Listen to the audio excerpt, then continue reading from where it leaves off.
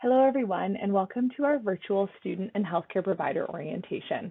I'm Alexis Smith, one of the professional practice consultants who supports our student affairs portfolio, and I'm excited to be here with my colleagues Lara Howe and Maureen Morrison to talk you through some content that is going to be important about establishing your learning partnership. We know that the partnership between the student and preceptor is one of the most vital components of having an excellent student placement experience, and so we're excited to support you both today and throughout your student placement experience at St. Joseph's. So welcome. Before I turn the presentation over to our presenters to share the important content that you'll be receiving today, I just want to walk us through the orientation package and some important housekeeping pieces about your placement. So either in the email where you received the invitation to this appointment or on the intranet page where you accessed this recording, you would have found the orientation package in PDF form. This package is applicable to both the student and the preceptor. The package is going to walk you through 6 steps to gather those important resources that are going to support you in a successful placement. Step 1 in the package is our self-reflection. So if you haven't completed the self-reflective activities, there is some online resources and some self-reflection questions.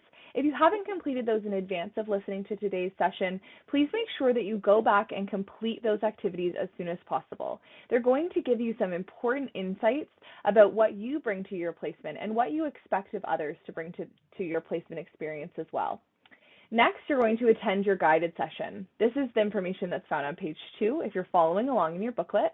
And that's today's session, so congratulations for getting to step 2. You're attending our session today, and we're going to guide you through some of the important content. Step 3 is around completing the learning partnership activities, and these are found from pages 4 to 8. So following this session, you'll meet with your learning partner, either your student or preceptor respectively, and complete the included activities to apply the information that you hear in this session. So it's important that you work through those activities and you gather some insights from one another about what it means to be in a learning partnership.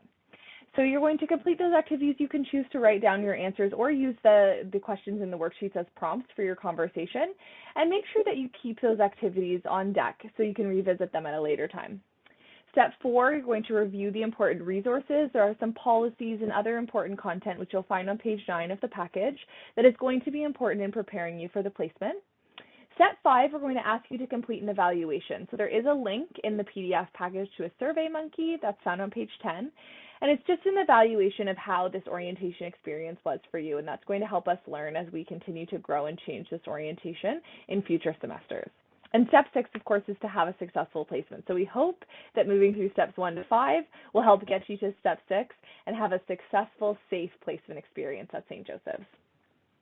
So this is just a screenshot of the first page of the PDF package, just to ensure that we're all looking at the same content. And you'll also see at the bottom of that package, there's some important contact information, where you can find us and some of the other supports in the Student Affairs portfolio. And we'll talk about those again at the end as well to make sure that you know exactly where to go if you need support throughout your placement.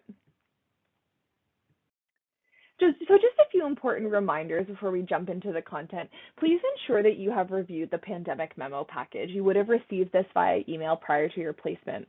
This memo package is going to overview all the important and relevant considerations and processes that we have in place that are ensuring that we're able to facilitate successful and safe placements during the COVID-19 pandemic. So please ensure that you're familiar with that content and so you know how to navigate different situations as they may come throughout your placement related to the pandemic. Second, please ensure that you read the screening questions carefully each day and answer honestly. If you are symptomatic or you've had a potential exposure, do not come to placement.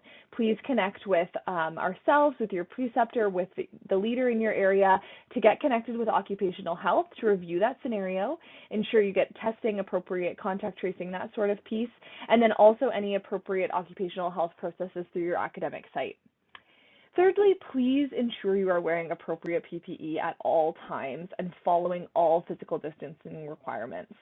So this is essential in our pandemic response. And so if you aren't sure what PPE to wear, you aren't sure how to manage physical distancing, you're not sure where you could take a break or eat lunch in a space that would have appropriate physical distancing for you to remove your mask, please connect with your preceptor or the leader in your area so that you can get that information and make sure that you're in compliance with those protocols at all times. It's important to remember that a failure to follow those protocols could result in a termination of your placement experience, which of course is the outcome that none of us would want. Lastly, ensure that you are checking your corporate email daily. So there may be important communication related to your placement that requires your review. So make sure that you're logging into that email every day. If you're not at placement on a certain day, please make sure that you're able to access that email from home, and those instructions are available on the ITS website. And again, your preceptor or leader can help you get set up with that access as well.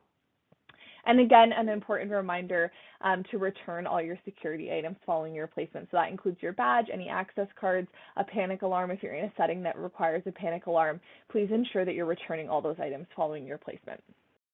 And of course, as you're listening to our presenters and our presentations today, if questions do come up, please ensure that you're noting those questions down and you're following up with our presenters via email. And the emails are going to be found on the final slide of this presentation. This will allow us to get back to you and work through whatever wonderings you might have that come up from the content today. I'm going to turn it over now to Lara Howe, our first presenter, who's going to talk us through harnessing our strengths and using those to establish our learning partnerships in the practice setting. Hello and welcome to St. Joseph's Healthcare London. My name is Lara Howe. I'm an occupational therapist by background, and I'm currently working in the role of professional practice consultant, part of which includes being a member of the student affairs team. I have spent time in my career being a preceptor and a student, both while at St. Joseph's Healthcare London, and I know you're going to have a great experience in your placement. Here are the objectives for today's session. Every partnership between a student and preceptor will vary. We expect there to be diversity in age, experience, and backgrounds. The goal of today's session is for each unique partnership to find some common ground in how we approach the placement itself and in how we communicate with one another. Another objective today is for us to actually start the process of sharing our character strengths with each other. And a final objective of today's session is for us to start using or applying strengths more broadly to how we communicate, practice, and provide excellent patient care. So why focus on strengths? I mentioned using strengths as a way to improve how we approach relationships and appreciate the diversity that each person brings to healthcare. A focus on strengths will also enable a preceptor to better customize the learning experience to a student, and for the student to be gentle with themselves as they gain experience and expertise in a placement. Research has also found the more cohesive a team works, the better the patient outcomes. We want you to start to think about where you can use strengths to make a difference, or what specific activities work to incorporate strengths. Perhaps you can start to incorporate strengths when you're giving and receiving feedback, or even when you're engaging in interventions with patients. These are just a few ideas to get you thinking about how you will integrate new strategies into your personal and work life, and it's always important to commit to a date of when you will start. We will share a few more ideas on the how and when at the end of this session.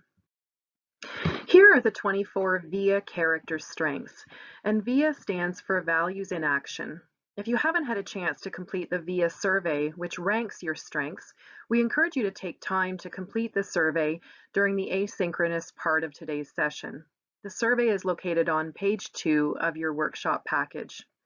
On the next slide, we're going to show you a video directed by Tiffany Schlane, which speaks to some of the research on character strengths and how character strengths can be used. We know some of you may have already watched this video as part of the workshop package pre-work, but it's always helpful to see a second time.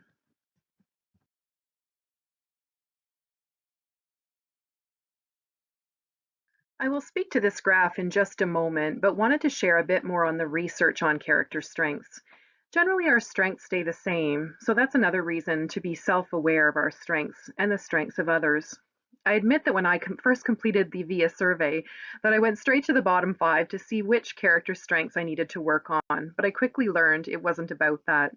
Our top 5 strengths in rank order are really our signature strengths, or those strengths that show up on a regular basis in our lives.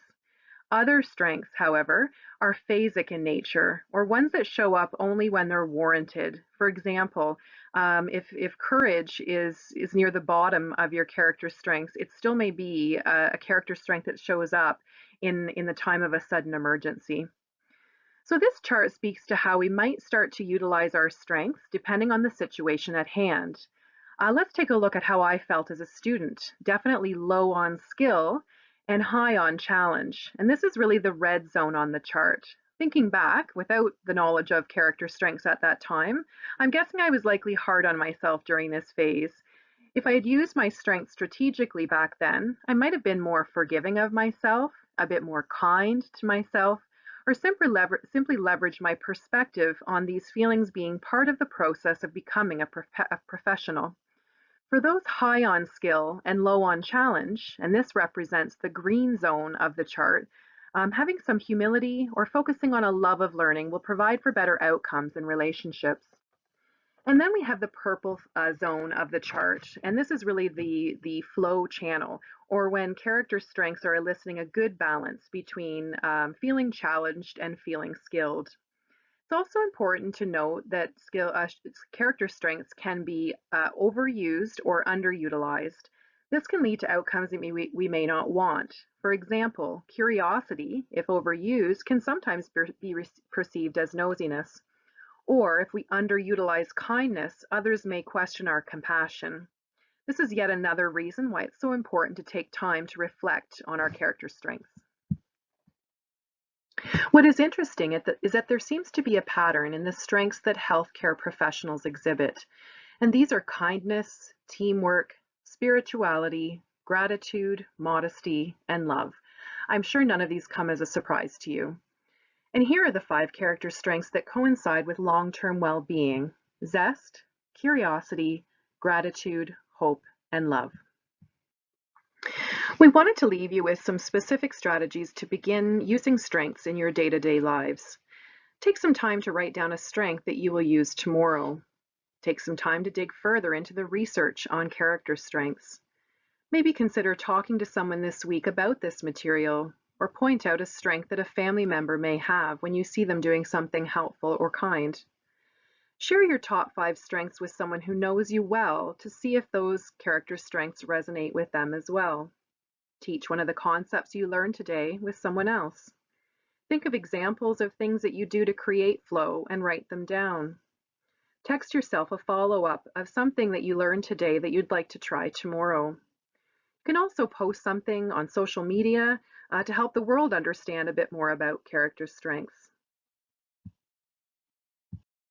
Strengths spotting is a final way to start using character strengths in your everyday life. Maybe you notice something a family member does today or a child does tomorrow. Taking the time to point out the character strength that you see in others and sharing how that makes you feel is a way to make this part of your new normal. We've also included 2 worksheets in your workshop package that we encourage students and preceptors to work through collaboratively after our session ends today. These can be found on page 4 and 5 of the workshop package. Thank you so much for your attention to this portion of the session. I will now turn things over to Maureen Morrison. Hello, everyone. My name is Maureen Morrison. My background is nursing, and I've worked at St. Joseph's for 18 years. I'm going to be spending the next 20 minutes or so sharing some of my insights from being a Crucial Conversations trainer. Previously, I was the co-lead on the mentoring coaching program, and now I work in organization development as a consultant. I use elements of Crucial Conversations each day, supporting and role modeling for leaders how to hold staff accountable and investing in those relationships. In my personal life, I have 3 grown children who have partners, and we try to see each other as often as we can. I also want to acknowledge those people who are listening to this presentation. So I wanted to thank the students who have selected St. Joseph's to do your integrated practicum. And I also want to acknowledge those preceptors and coaches, supervisors who have stepped up to this very important role. Every Crucial Conversation contains 3 elements, and those elements are having opposing opinions, strong emotions, and high stakes. And I can't think of anything that illustrates those three things more than being in an integrated practicum. I also want to just tell you a little bit about our vital behaviors at St. Joseph's Healthcare. All employees are asked to speak up, ask for help, and hold each other accountable for any areas that require safety, quality of life issues, or quality of service or care.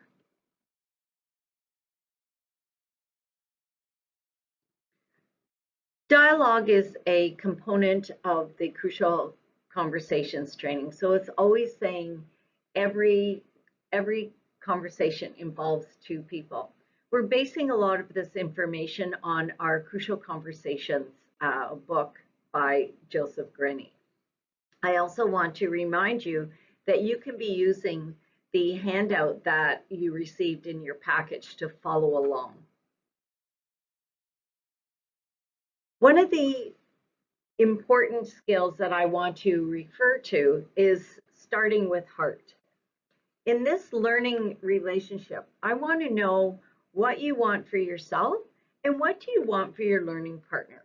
Most people want it to be a very valuable experience. They want the students want to pass, the preceptors want it to be a valuable experience, and they both really want to learn a lot.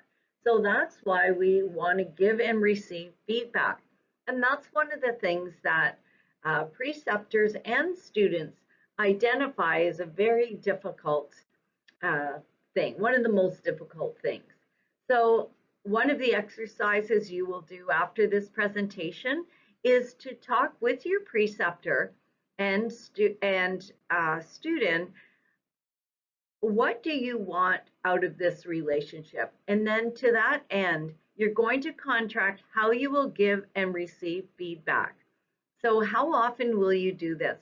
In my previous practice, I had students all the time, and what we contracted to do was after every patient or staff interaction, we would say what's going well and what would we do differently, and we would hear from both of us. And I want to refer to that previous slide about dialogue. Another thing that is very helpful when giving meaningful feedback is the whole notion of documentation and evaluation. One of the things that I have found very helpful is to get your school's documentation or evaluation framework and make a copy of that and use that every other day, at least once a week, for the both of you to go through that and put in your exemplars that you've collected and documented over the week. This will be very helpful.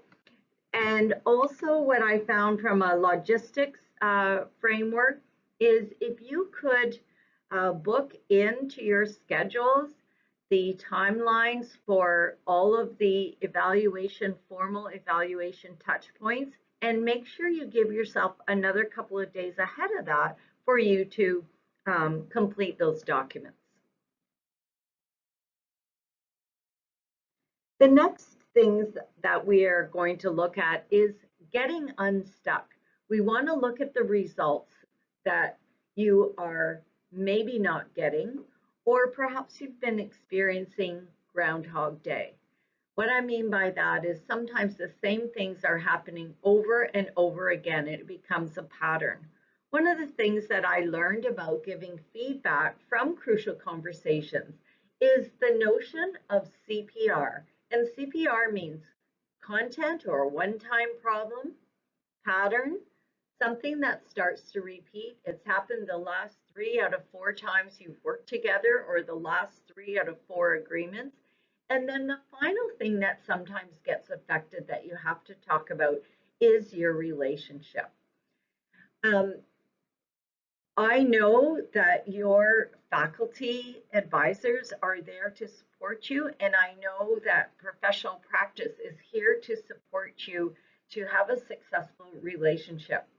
I would say that if things are starting to get into a pattern or relationship problem or topic, then you really need to be contacting your faculty advisors and practice advisors for some help and support or resources.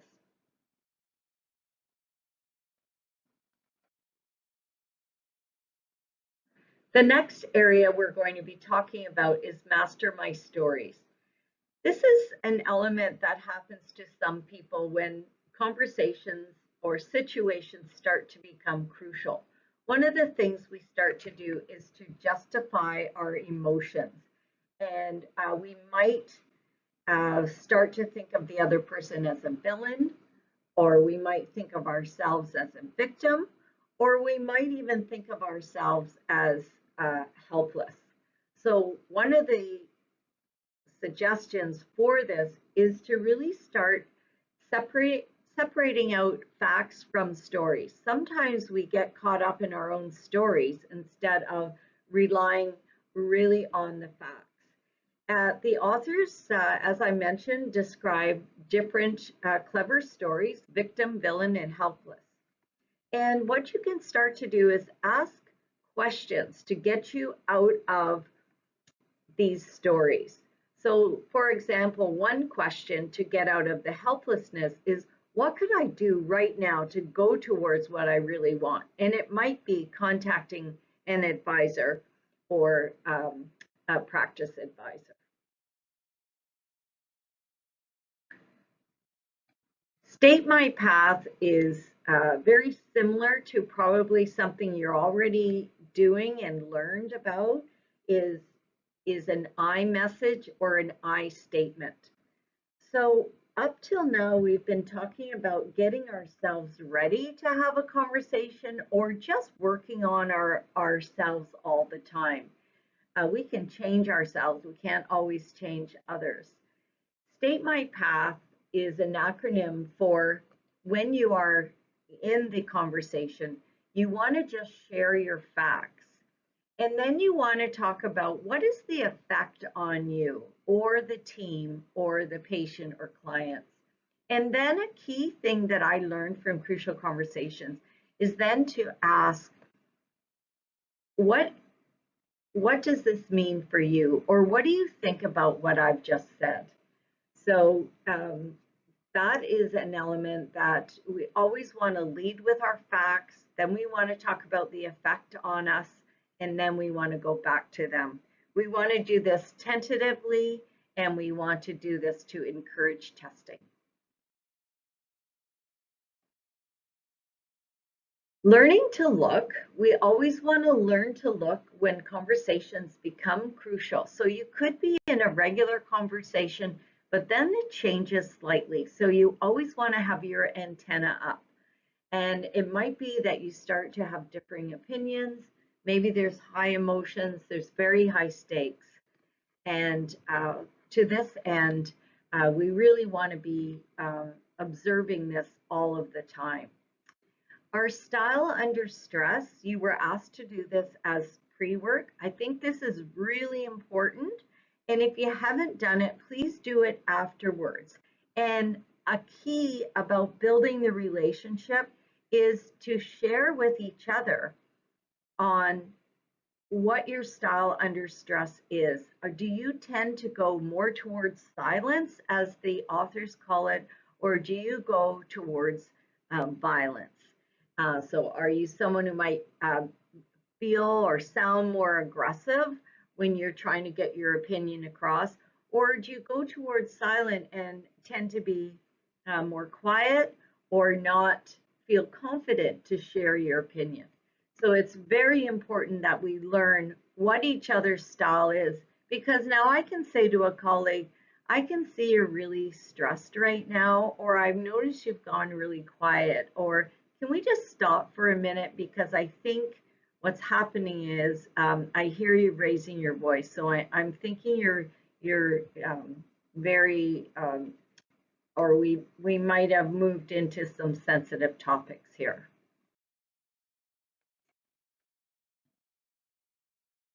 Again, I want to share some of the things that have been so important to me.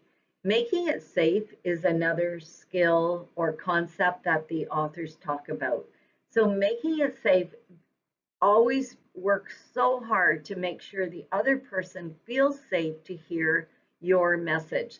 So not only is it in a safe place, but really checking for any misunderstandings. Sometimes we call this prevention or first aid. What I don't want is for you to think you're not doing a good job. What I do want is to share some feedback with you that will get you to where you really need to go and get better results in your practice. Sometimes people misunderstand. Maybe it's a simple apology. Exploring others' paths is what to do in the conversation when people move to silence or they blow up. So you want to make sure that you are making it safe. And then these are just your listening skills. And I'm very confident that all of you have very good listening skills. So asking good questions, sometimes we have to mirror, sometimes we have to paraphrase, sometimes we have to prime. And so you see another acronym called AMP. And what I think the takeaway for this is, and what I hear often, especially if I get involved with some coaching, is that people are so good at using their listening skills with students or their clients or patients, but not so good with their colleagues. And I did say students, but sometimes we need to also make sure we do it with our students and with our preceptors. The last thing that I want to talk about is moving to action. And that's who will do what by when and how will we follow up. So I think that's a very good closer, and you can always be making sure that you close that loop, you do your follow-up, you document, you go back and you check. That way things don't progress into any surprises. So thank you so much, and please reach out to me at any time for any questions. Thank you very much. Bye now.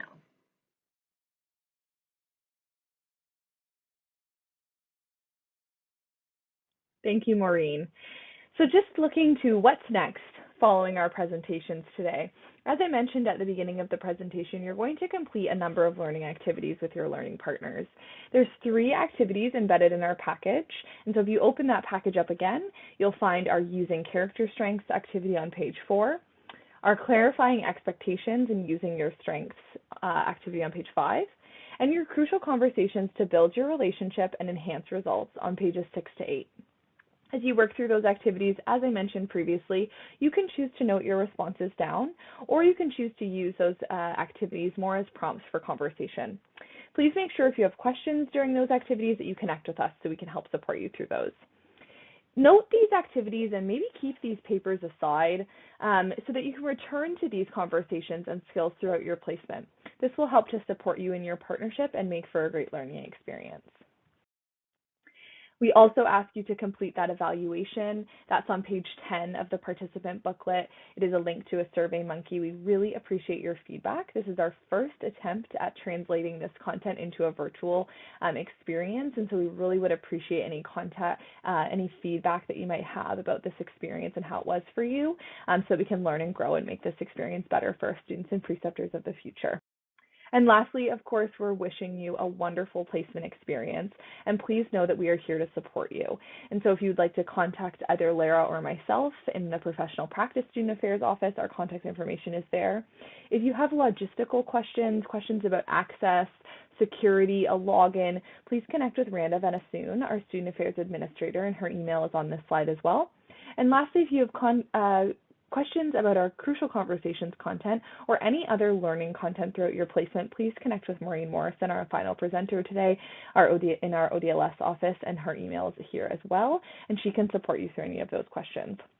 Of course, if you're not sure who to contact, get in touch with any of us and we'll be happy to cross-connect you to whoever can best answer your question. So wishing you all a wonderful placement experience. Please know we are here to support you, and we are so excited to have you here at St. Joseph's. Thank you.